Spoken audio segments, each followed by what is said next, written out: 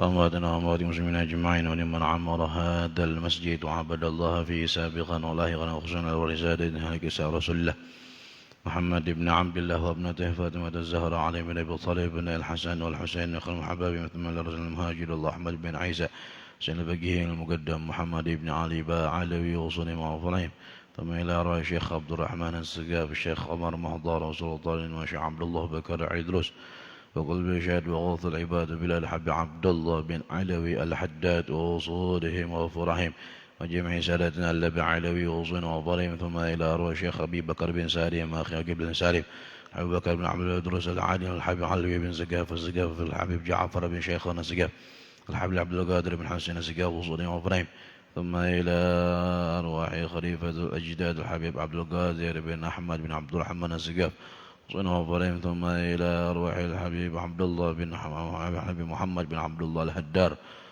والحبيب محمد بن سالم بن حفيظ الحبيب علي مشر محمد بن سالم بن حفيظ وصنه وفرهم ثم إلى الحبيب حسن وسالم بن عبد الله بن عمر الشاطري الحبيب عبد الله بن محمد بن علوي بن شهاب الدين وصنه وفرهم جميع مشايخنا معلمينا وأساتذتنا ورجال سندنا وكل من اتصل سندنا من الله عليه درجات في الجنة كثر مثوباتهم وضاف حسناتهم واحفظنا بجنفعنا بهم ويحمينا بحمايتهم ويمدنا من بدلهم وعيد علينا بركاتهم وأسرارهم وأنوارهم وعلومنا فحاتم الدين والدنيا والآخرة وأن الله يغفر ذنوبنا ويستر عيوبنا ويشف قلوبنا ونور قلوبنا وطفنا وعافنا وعافنا وأن الله يرزقنا فتوح المنوح والرسخ وصلح الجسد والروح توبة النصح ويرزقنا فهم النبيين وحفظ المرسلين وإلهام الملائكة المقربين ويكرمنا بنور الفهم ويخرجنا من ظلمات الوهم زدنا علما وأن الله يرزقنا كمال الصحة وكمال العافية لطاعة وطاعة رسوله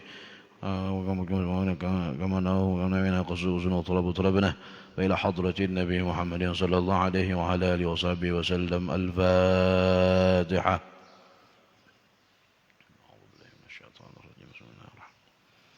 الحمد لله رب العالمين الرحمن الرحيم مالك إياك نعبد وإياك نستعين صراط المستقيم صراط الذين أنعمت عليهم غير المغضوب عليهم ولا الضالين.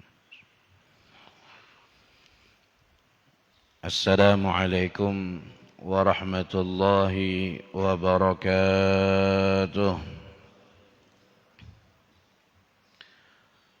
بسم الله الرحمن الرحيم. الحمد لله رب العالمين وبه نستعين على أمور الدنيا والدين وصلى الله وسلم على سيدنا محمد وعلى آله وصحبه أجمعين. سبحانك لا علم لنا إلا ما علمتنا إنك أنت العليم الحكيم. رب اشرح لي صدري ويسر لي أمري واحلل عقدة من لساني يفقه قولي بجاه النبي وآله وصحبه أما بعد. Alhamdulillah, puji syukur kita haturkan kehadirat Allah Subhanahu wa taala atas limpahan nikmatnya Allah Subhanahu wa taala berikan kepada kita. Allah curahkan kepada kita, Allah limpahkan selalu kepada kita semuanya, sehingga kita masih bisa melaksanakan kewajiban kita yang Allah wajibkan atas kita, yaitu melaksanakan ibadah salat subuh. Dan alhamdulillah Allah mudahkan kita bisa melaksanakan salat subuh berjamaah di masjid kita yang mulia ini. Mudah-mudahan Allah Subhanahu wa taala menjadikan kita orang yang selalu dalam penjagaan Allah Subhanahu wa taala. Dan Allah terima amal ibadah kita, Allah lipat gandakan pahalanya di sisi Allah Subhanahu wa taala. Dan Allah jadikan ibadah amalan yang ikhlas, mengharapkan keridhaan Allah Subhanahu wa taala. Amin ya rabbal alamin. Salawat serta salam tidak lupa pula kita haturkan kehadirat junjungan kita, kekasih kita, suri tauladan kita, Nabi besar Muhammad sallallahu alaihi wa ala alihi wa sahbihi wasallam, dan juga kepada keluarga Rasulullah, sahabat-sahabat Rasulullah, dan orang-orang yang meladani jalan baginda Nabi besar Muhammad sallallahu alaihi wa ala alihi wa sahbihi wasallam sampai hari kiamat nanti. Amin ya rabbal alamin. Hadirin dan hadirat jamaah salat subuh Masjid As-Sabirin yang berbahagia, di antara nikmat yang sangat besar yang Allah Subhanahu wa taala berikan kepada hambanya, yaitu adalah nikmat yang berupa iman. Beriman kepada Allah Subhanahu wa taala. Karena iman ini adalah modal utama. Seandainya ada orang yang memiliki budi pekerti yang baik, kemudian misalnya setiap hari dia bersedekah, punya jiwa sosial yang tinggi, tiap hari bersedekah misalnya 1 miliar misalnya tiap hari bersedekah,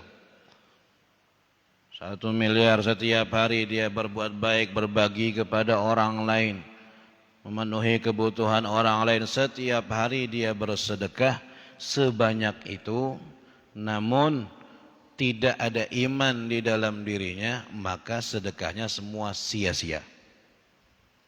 Tidak akan mendapatkan pahala atau balasan di sisi Allah Subhanahu wa taala. Kenapa? Karena modalnya dia tidak punya. Walaupun orangnya baiknya bagaimanapun, sebesar apapun sedekahnya, tapi dia orang yang tidak diberikan iman oleh Allah Subhanahu wa taala, maka semua kebaikannya dan perbuatannya tadi tidak ada nilainya dan tidak akan memberikan kebahagiaan bagi dia nanti di akhirat. Tapi ada orang setiap hari bersedekah misalnya 2.000 rupiah setiap hari. 2.000.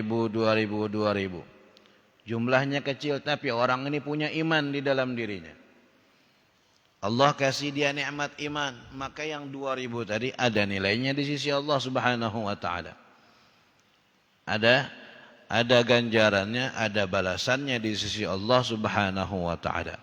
Maka dari sini kita tahu bahwasanya nikmat iman ini adalah nikmat yang begitu besar dari Allah Subhanahu wa taala, dan alhamdulillah kita semuanya Allah berikan nikmat tersebut secara cuma-cuma.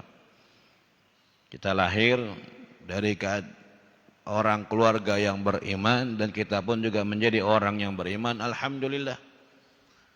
Ini adalah nikmat yang tidak bisa sama sekali mampu kita, seandainya kita berusaha dari awal kita lahir sampai meninggal dunia bersyukur, sujud kepada Allah Subhanahu wa taala di atas bara api, kata ulama, untuk mensyukuri nikmat iman ini tidak akan bisa mampu kita mendatangkan syukur yang sebenar-benarnya.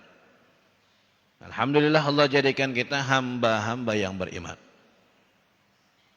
Permasalahannya, kata Habib Abdullah Al-Haddad di dalam kitab beliau Risalah Mu'awanah, tidak cukup hanya dengan iman. Naam, iman modal utama, tapi kalau cuma iman aja ini masih berbahaya. Kenapa? Karena orang itu kalau cuma sebatas iman aja ini masih bisa digoyangkan, masih bisa untuk dibuat ragu-ragu kalau hanya sebatas iman. Apabila datang misalnya bisikan-bisikan dari luar, maka orang yang imannya hanya sebatas iman, tidak pernah dia berusaha untuk menaikkan level imannya tadi itu, akan bisa terpengaruh, goyah akhirnya. Nah, orang-orang model seperti inilah yang bisa terpengaruh dengan faham-faham yang keliru. Misal kayak faham liberal misalnya. Ketika ada orang yang imannya hanya sebatas iman, kena pemahaman liberal, ikut, mudah akan apa? Mudah akan terpengaruh. Misal ada orang datang dengan dia mengatakan, kamu tahu enggak bahwasannya agama itu semuanya benar, Islam, Yahudi, Nasara, semuanya benar. Islam tidak boleh mengatakan bahwasannya cuma dia aja yang apa? Yang berhak masuk surga. Islam tidak boleh mengatakan bahwasanya cuma dia yang paling benar. Kenapa? Agama lain pun juga benar. Semua agama benar. Mana dalilnya? Dalilnya dalam Al-Quran. Silahkan baca Al-Quran. Allah berfirman dalam Al-Quran, Inna dina indallahil Islam. Sesungguhnya agama di sisi Allah adalah Islam. Tahu enggak kamu Islam itu maknanya apa? Buka kamus. Islam dari kalimat aslama yuslimu islaman, artinya memasrahkan diri. Pasrah. Memasrahkan diri. Artinya agama apapun orang tadi selama dia pasrah dengan Tuhannya maka berarti benar. Kepercayaan apapun orang tadi selama dia menyerahkan diri terhadap Tuhannya maka itu adalah kepercayaan yang benar dan masuk surga. Dengar, oh iyalah, betul juga. Dalilnya juga Al-Quran. Oh berarti ya sudah, saya sepakat bahwasanya semua agama benar. Kena akhirnya. Kenapa? Karena imannya hanya sebatas iman. Tidak dinaikkan levelnya iman dari itu. Tapi kalau orang yang imannya levelnya di atas, tidak bakal terpengaruh dengan ucapan seperti ini. Pemahaman liberal yang model ini akan ditolak langsung. Dan tidak bisa, agama yang diridhoi Allah cuma satu, Islam. Selain Islam tidak ada. Tidak diridhoi oleh Allah Subhanahu wa taala. Wah, ini kuat imannya berarti. Imannya kuat. Ada lagi orang datang misalnya menyatakan, tahu enggak kamu bahwasannya jilbab untuk perempuan itu enggak wajib. Jilbab perempuan itu cuman adat Arab aja. Adat orang Arab aja. Seandainya Nabi Muhammad tuh diutus di Amerika misalnya, maka enggak ada yang namanya jilbab itu, karena di Amerika enggak ada orang berjilbab. Tapi karena diutus di Arab, lalu yang mengumpati orang Arab. Ini kalau orang imannya biasa, iyalah betul juga. Bujur juga. Sudah saya ikut dah. Memang betul enggak wajib itu jilbab. Nah, repotnya di sini. Tapi kalau orang yang imannya kuat, oh enggak, jilbab nih syariat Islam. Nabi yang bawa kewajiban jilbab. Orang dahulu sebelum adanya Islam, mana ada orang Arab yang pakai jilbab? Yang pakai jilbab itu enggak ada. Seandainya pun ada, ya sekenanya aja. Sisanya mungkin rambutnya terbuka dan segala macam, mungkin lebih parah daripada yang difahami. Enggak, jilbab adalah syariat Islam. Kuat imannya. Ini yang perlu kita usahakan. Melihat bagaimana sekarang serangan-serangan daripada kaum liberal dan kaum-kaum yang lain selalu menyerang kita ahli sunnah wal jamaah, maka perlu pondasi yang kuat.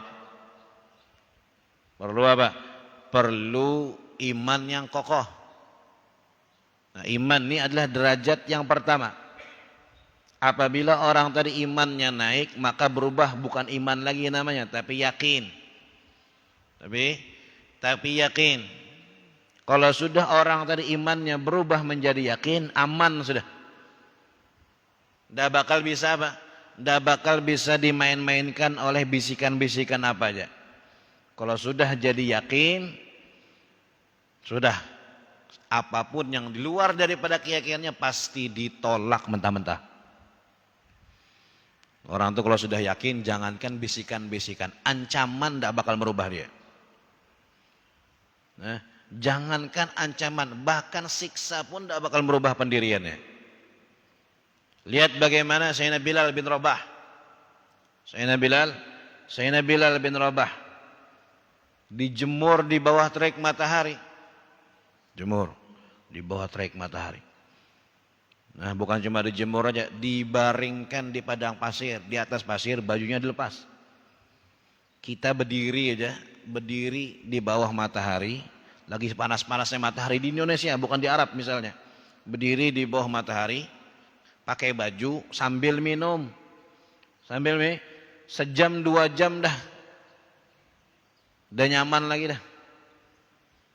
Nah, tidak betah lagi sudah kita. Bagaimana Sayyidina Bilal yang di bawah terik matahari di jazirah Arab sana panasnya luar biasa. Di atas padang pasir, bajunya dilepas, tangannya diikat, kakinya diikat. Masih lagi kurang, ditambahi batu besar ditaruh di atas tubuh Sayyidina Bilal bin Rabah. Dipaksa keluar dari agama Muhammad, tidak boleh kembali kepada agama tuanmu. Berubah pendiriannya Sayyidina Bilal bin Rabah, tidak bisa, karena dia bukan cuma iman tapi sudah sampai derajat yakin. Mau disiksa, mau dibunuh, yang ada malah keluar dari lisannya Sayyidina Bilal apa? Ahadun ahad, ahadun ahad, ahadun ahad. Yang Maha Esa, yang Maha Esa, yang Maha Esa. Ini tidak bisa diapa-apai lagi dah. Sudah sekuat gunung imannya. Tidak bisa digoyang lagi. Tidak bisa, walaupun disiksa, walaupun dibunuh. Walaupun dibunuh. Banyak cerita daripada para sahabat Rasulullah SAW. Karena mereka para sahabat Nabi adalah ashabul yakin. Orang-orang yang derajatnya yakin semuanya. Makanya mereka menjadi makhluk yang paling afdal di antara yang lain. Kalau kita mau lihat ibadahnya para sahabat Nabi, tidak ada apa-apanya dibanding ibadahnya para tabi'in. Orang yang setelah mereka. Tidak ada apa-apanya dibanding ibadahnya para tabi'in atau orang-orang yang generasi setelah mereka. Karena ada di antara tabi'in atau tabi'in ibadahnya yang misalnya setiap malam sholat sunnah 1000 rakaat seperti Imam Ali Zainal Abidin As-Sajjad. Ada di antara mereka yang bacaan Al-Qur'annya setiap hari 1 kali khatam. Ada yang sampai 2 kali khatam. Seperti Imam Syafi'i setiap hari 1 kali khatam. Imam Syafi'i setiap hari 1 kali khatam Al-Quran. Di luar Ramadan. Kalau dalam bulan Ramadan 2 kali sehari. Pagi sekali, siang sekali, malam sekali. Imam Syafi'i keluar dari bulan Ramadan bawa khataman 60 kali khataman. Imam Syafi'i. Bukan sahabat Rasulullah SAW. Jalan dari Makkah ke kota Madinah Imam Syafi'i. Selama perjalanan itu Imam Syafi'i menghatamkan Al-Quran 16 kali khatam. Antara Makkah ke Madinah. Ingin bertemu dengan Imam Malik bin Anas. Kalau kita umrah tuh guring aja perjalanan itu. Nunggu sampai wadah istirahat, wadah makan baru bangun kan. Imam Syafi'i 16 kali khatam. Antara Makkah dan Madinah. Ada di antara mereka yang sampai 3 kali khatam sehari. Ada yang sampai 4 kali khatam sehari. Ada yang sampai 8 kali khatam sehari. Syekh Abdurrahman As-Segaf Faghil Muqaddam Athani itu khataman Qur'annya amalannya tiap hari 8 kali khatam. Jangan pian tanya bagaimana mungkin? Mungkin karena waktunya berkah. 4 kali siang hari, 4 kali malam hari. Ada lagi orang yang hidup setelah mereka. Sayyid Muhammad bin Saleh Al-Attas itu khatamnya 5 kali siang, 5 kali malam. 10 kali sehari khatam Al-Quran. Dan banyak lagi di antara para tabi'in atau generasi setelahnya yang ibadahnya lebih banyak jauh dibanding sahabat Nabi.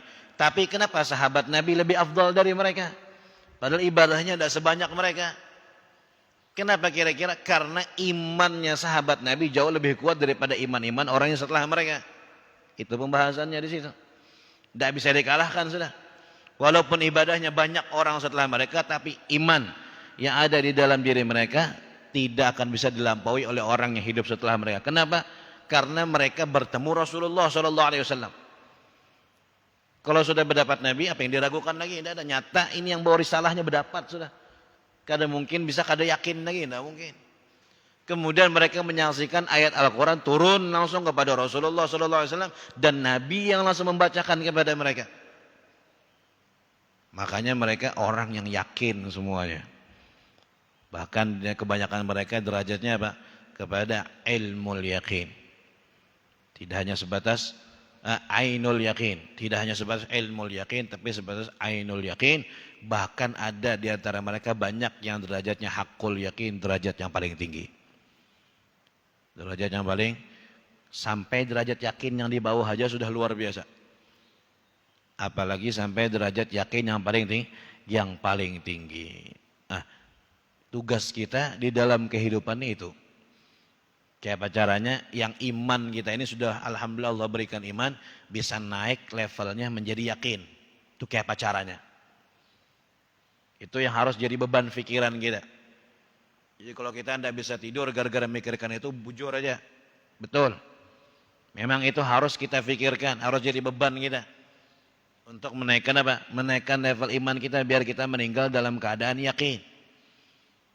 Dalam keadaan tidak takut lagi iman kita dicuri oleh siapapun, bahkan iblis.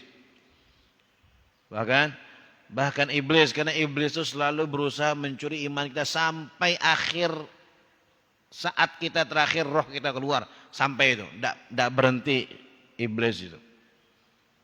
Iblis itu tidak akan berhenti sampai kita wafat, sampai meninggal dunia selesai, baru dia berhenti. Kalau enggak, malah semakin kita mau wafat, semakin kuat godaannya iblis itu. Semakin dahsyat dorongan iblis tadi itu. Datang iblis kalau kita sakaratul maut itu, datang bawa air segar. Orang kalau sakaratul maut itu haus luar biasa. Makanya minta minum terus. Kemudian di belakang sini panas, pengen dia Pak, kasih air terus, haus. Dikatakan oleh ulama, seandainya orang yang lagi sakaratul maut itu dikasih minum air selautan, masih tidak bakal hilang hausnya. Selautan, minum makan banyak selautan, orang yang sakaratul maut masih minta lagi, saking hausnya. Pada saat itu datang syaitan atau iblis bawa air segar. Hendakkah jadi iblis? Haus nih, mau. Kalau orang yang derajatnya hanya sebatas iman ini masih bahaya. Tapi kalau sudah yakin, dah bakal bisa dah. Kata iblis, maukah? Mau. Iya saya kasih, kata iblis, tapi caranya gampang. Apa? Cukup kamu tunduk di hadapan saya. Ini syaratkan apa? Dengan menundukkan kepala di hadapan saya, maka saya akan kasih. Nah, ketika orang tadi cuma derajatnya iman biasa, ini sangat rentan sekali nih. Dia tundukkan, rohnya dicabut oleh Allah, meninggal dalam keadaan su'ul khatimah. Na'udzubillahi min dzalik. Tapi kalau imannya sampai kepada derajat yakin, tidak akan bisa digoda oleh apapun. Apa aja yang dibawa oleh iblis atau syaitan tidak akan bisa merubah keyakinan mereka sampai saat-saat terakhir nanti. Sampai saat-saat terakhir. Dan Allah matikan kita dalam keadaan beriman, dalam keadaan yakin, dalam keadaan benar-benar membawa i'tiqad kita yang benar kepada Allah Subhanahu wa ta'ala. Bagaimana caranya meningkatkan iman supaya jadi yakin? Di dalam kitab Risalatul Mu'awanah dari Habib Abdullah bin Alawi al-Haddad, beliau mengatakan ada beberapa asbab yang bisa menaikkan iman kita menjadi yakin. Mudah-mudahan kita bisa mengamalkan. Ada beberapa asbab, kata Habib Abdul Haddad. Yang pertama, asbab yang paling pertama dan yang paling manjur jar kita. Paling pertama dan paling manjur, paling utama, yang paling kuat efeknya, yang paling kuat dampaknya untuk menaikkan iman kita menjadi yakin. Yang pertama, apa kata beliau? Istima'u ayatil Qur'an. Mendengarkan bacaan Al-Quran dan membaca Al-Quran tersebut, tapi ma'at tadabbur wa tafahum, membacanya, mendengarnya sambil merenungkan, sambil memahami maknanya. Ini adalah aqwal asbab, yang paling kuatnya sebab orang itu imannya naik menjadi yakin. Mendengarkan bacaan Al-Quran. Ada orang baca Al-Quran didengarkan. Karena Nabi juga senang mendengarkan bacaan Al-Quran. Kadang-kadang Nabi manggil sahabat untuk membacakan Al-Quran. Jadi Nabi tidak baca, Nabi mendengarkan. Kata Nabi, saya senang mendengarkan bacaan Al-Quran. Walaupun saya diturunkan Al-Quran, tapi saya senang mendengar dari orang lain. Dan membaca Al-Quran juga tersebut, tapi harus ma'atadabbur. Harus dibarengi dengan apa? Merenungkan maknanya. Memahami daripada kandungan yang dibaca tadi itu. Nah, ini yang akan kuat asbab mengangkat derajat iman kita menjadi yakin. Makanya lihat keyakinan orang-orang itu, Masya Allah, karena mereka baca Al-Quran dengan apa? Dengan tadabbur. Orang-orang saleh, para salihin yang terdahulu, luar biasa. Tadabbur, tafahum. Masalahnya saya pengen baca Al-Quran dengan tadabbur dan tafahum, tapi masalahnya saya tidak ngerti makna Al-Quran. Saya tidak paham makna Al-Quran. Saya baca ya baca begitu aja sudah. Datang anaknya bertakun, "Bah, apa artinya Allahus Samad, bah?" Bingung abahnya, gelabakan. Anaknya bertakun, "Allahus Samad." Nah, apa artinya anaklah? Maka bah pian baca tiap hari surah Al-Ikhlas. Berapa tahun baca surah Al-Ikhlas? Tapi kada tahu makna Allahus Samad. Tiap hari kita baca surah Al-Ikhlas.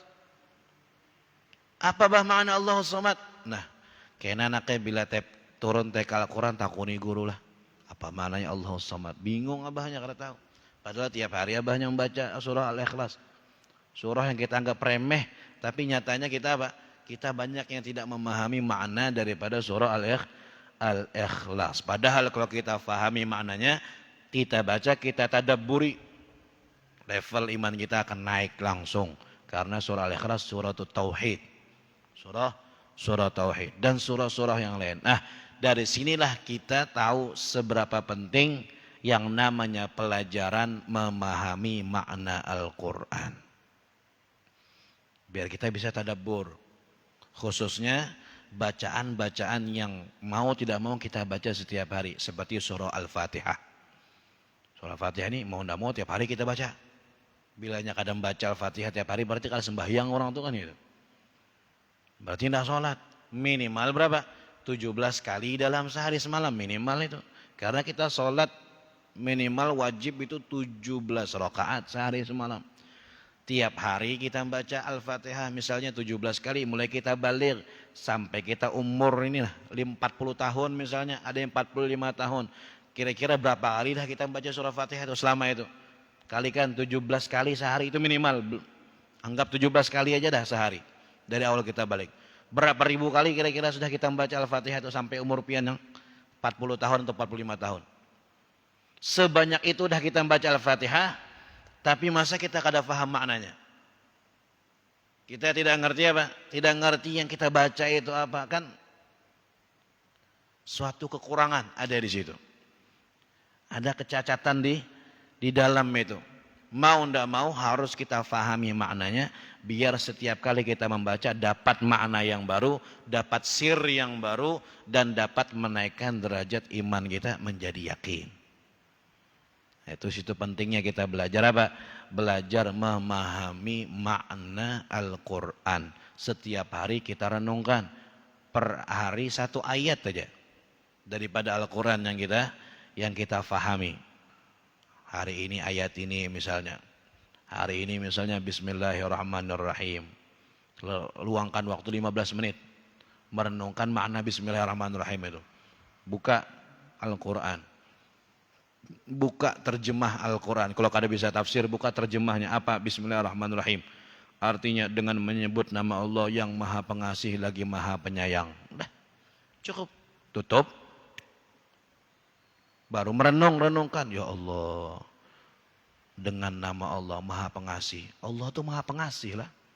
Ini merenung seperti itu namanya tadabbur. Pengasih, sudah pengasih, penyayang lagi. Mana bukti kasih sayangnya Allah? Allah ciptakan alam semesta ini. Allah ciptakan langit, Allah ciptakan bumi, Allah jadikan manusia tinggal di bumi, tidak di planet yang lain karena bumi ini adalah yang paling bisa untuk ditempati oleh manusia. Kasih sayang Allah luar biasa. Alhamdulillah sekarang saya masih bisa nafas gratis. Masih bisa makan nyaman. Masih bisa duduk, masih bisa berdiri. Padahal tadi malam saya maksiat kepada Allah. Padahal kemarin saya menentang perintah Allah. Kok masih sehat walafiat? Memang pengasih penyayang Allah Subhanahu wa taala. 15 menit sehari selesai. Besok buka lagi ayat selanjutnya. Alhamdulillahirabbil alamin. Buka terjemahnya. Segala puji bagi Allah Tuhan semesta sekalian alam. Tutup. Renungkan lagi. Oh, segala puji bagi Allah. Oh, ternyata Allah aja yang pantas dipuji. Tidak ada yang pantas dipuji di alam semestanya selain Allah Subhanahu wa taala. Wajar, memang Allah yang maha perkasa. Allah yang maha segalanya untuk bisa dipuji. Kita ini, pujian kita ini apa? Cuman zahirnya aja, palsu aja, majazi aja. Yang dipuji itu cuma Allah Subhanahu wa taala. Ya Allah, saya kok bangga ketika dipuji oleh orang lain. Rabbil alamin, Tuhan semesta sekalian alam. Oh, berarti alam semesta ini punya Allah semuanya. Dari makhluk yang paling besar sampai makhluk yang paling kecil, semuanya dijamin rezekinya oleh Allah Subhanahu wa taala. Dalam riayah Allah, dalam inayah Allah semuanya. Sampai makhluk yang terkecil sampai virus-virus semuanya itu milik Allah Subhanahu wa taala. Rabbil alamin, Tuhan semesta sekalian alam. Subhanallah. Ternyata punya Allah semuanya. Tutup. Satu ayat sehari. Besok buka lagi ya selanjutnya. Ar-Rahmanir Rahim. Kan tadi sudah Allah sebutkan di ayat pertama, Bismillahirrahmanirrahim. Kok Allah ulang lagi di sini Ar-Rahmanir Rahim? Berarti Allah ini pengen apa?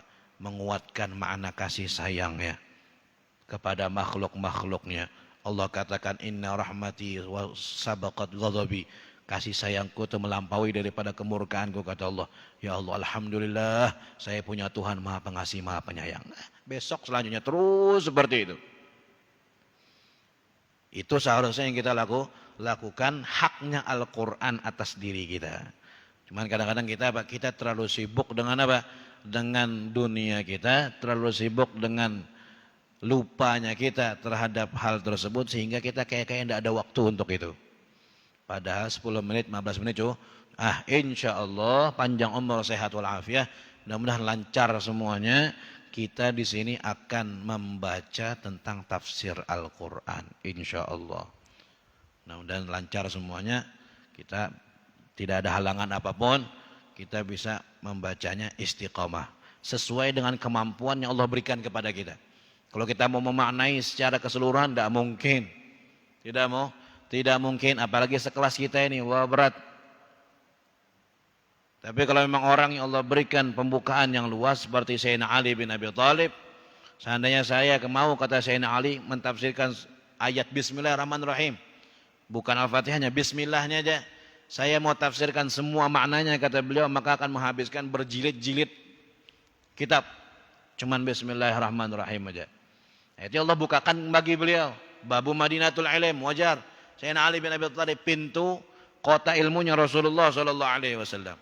Kita di sini akan membahas, memaknai makna ayat-ayat Al-Quran sesuai dengan kemampuan yang Allah berikan kepada kita. Mudah-mudahan semuanya bisa memanfaatkan kesempatan ini. Tafsirnya apa? Tafsirnya tidak kita tentukan kitabnya apa, karena mengambil keterangan dari beberapa tafsir yang lain. Ambil keterangan daripada beberapa tafsir yang lain yang juga kita ambil dari pelajaran yang kita hadiri atau yang kita simak dari guru kita Al-Habib Umar bin Muhammad bin Salim bin Hafidh. Makanya tidak ditentukan tafsirnya apa, karena ngambil dari tafsir ini dan dari keterangan guru kita Al-Habib Umar bin Muhammad bin Salim bin Hafidh. Mudah-mudahan Allah berkahi perkumpulan kita ini. Allah pandang dengan pandangan ridha. Allah Subhanahu wa ta'ala jadikan perkumpulan kita ini perkumpulan yang menyebabkan kita mendapatkan kebahagiaan dunia dan akhirat. InsyaAllah akan kita buka di pertemuan yang selanjutnya, akan kita mulai dari surah Al-Fatihah. Setelah selesai surah Al-Fatihah, InsyaAllah kita sambung kepada Juz Amma. Karena Juz Amma ini yang sering kita baca. Yang mungkin kita banyak hafalan ada di Juz Amma dan sering kita baca di dalam sholat. Jadi setelah Al-Fatihah, larinya ke Juz Amma, bukan ke surah Al-Baqarah. Dan Juz Amma itu pun dari bawah, dari surah An-Nas terus naik sampai Amma Yatasaalun. Bukan dari Amma Yatasaalun, dari surah An-Nas terus naik sampai ke surah An-Naba. Insyaallah mudah-mudahan semuanya diberikan kemudahan oleh Allah Subhanahu wa taala. Allah Subhanahu wa taala mengangkat bala dan musibah dari negara kita ini secara umumnya dan khususnya dari kota kita Samarinda yang tercinta ini.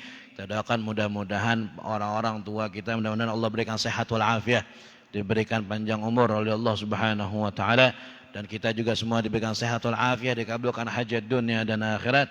Mudah-mudahan Allah tanamkan di dalam diri kita kecintaan kepada Al-Quran. Allah berikan kefahaman di dalam diri kita luas sebagaimana fahamnya para aulia, para salihin di dalam mereka memahami Al-Quran. Allah berikan sir Al-Quran kepada kita semuanya, bukan hanya kepada kita, anak-anak kita dijadikan pencinta Al-Quran oleh Allah Subhanahu wa taala.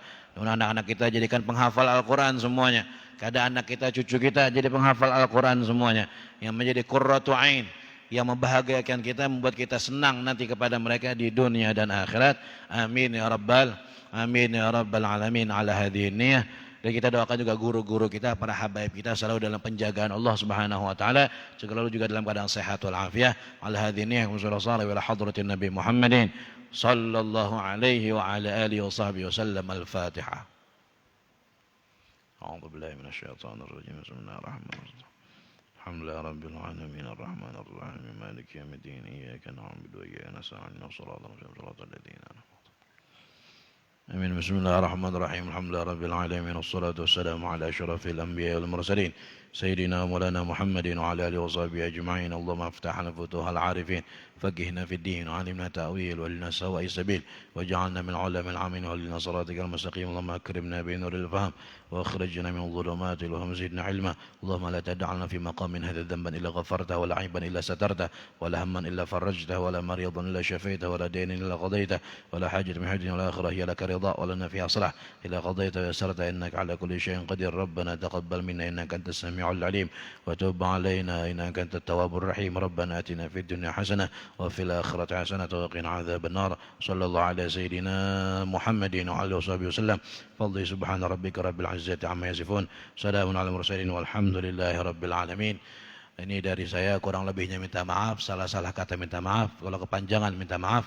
Hadza minni wal afu minkum. Tsumma assalamu alaikum warahmatullahi wabarakatuh.